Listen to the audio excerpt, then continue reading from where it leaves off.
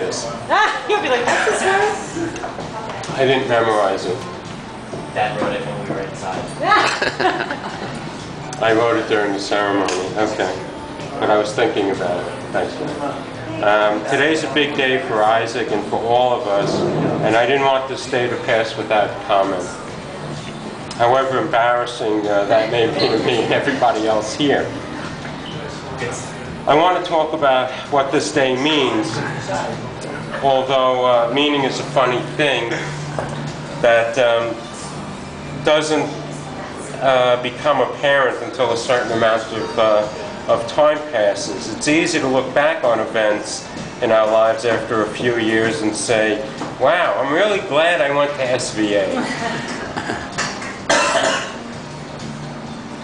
Or, I'm really sorry I bought that house. Or why did I sell that co-op in Park Slope on the corner of 4th Street and 7th Avenue in 1989?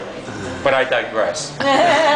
The point I want to make is that even without the perspective of time, I know that the events that got Isaac here today are meaningful, even if I don't know what the meaning is right now.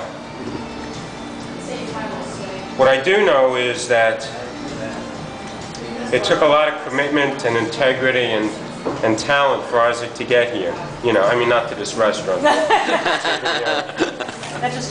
To the graduation. And I saw those things develop. I saw them develop throughout his college career and also before that. I think from the age of about 10, I remember coming back from a big vacation when, well, maybe you were older, maybe you were like 12 or 13. We came back from vacation. I forgot where we were, maybe we were in California. The first thing Isaac wanted to do was take out some paper and start drawing something.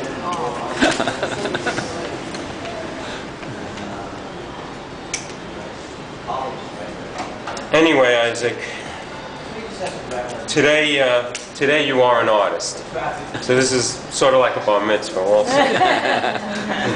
But even better, I hope. And I want you to know that. I want you to know that you're an artist. I want you to believe in that. The way everybody, well, the way Esther and I do, and the way everybody at the table does. I think an artist is different. I think an artist is different from everybody else. I think an artist sees and feels things differently. Even more important, he can express those things. He can express his thoughts and feelings. One of the speakers at the commencement today referred to a comment by the painter Edward Degas, who apparently defined painting as not what you see, but what you can make others see. And I kind of like that, but I think it's more than that. And I would like to illustrate that point with another pretentious literary reference. There's a poet I like a lot who said, "No man is an island." Everybody heard of that, right? No man is an island. It was a long time ago. Later on in the same poem, he said, "Every man's death diminishes me. Therefore said not to know for whom the bell tolls. It tolls for thee." You heard that, right? Now, some people may find that depressing, but I don't see it that way. I think what he's saying is that an artist is someone who is intimately involved in all of humanity and human experience. Art is a difficult career and an uncomfortable position to be in, but that's the career and the position that you chose, Isaac. It's a way of life. Or maybe you didn't choose art. Maybe art chose you and you don't really have a choice. I think that's the way it is with a lot of things. That's the way I feel about construction anyway. So, Isaac, you are destined to be intimately involved in all of human experience and also destined to be separate from it, because I think separateness is what gives you the perspective, what gives an artist the perspective to understand and interpret his experience.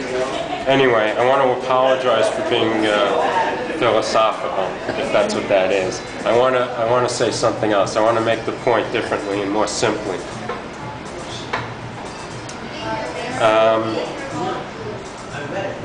In a book called The Right Stuff, which one of the other commencement speakers referred to today also, Tom Wolfe talks about the Apollo 13 program.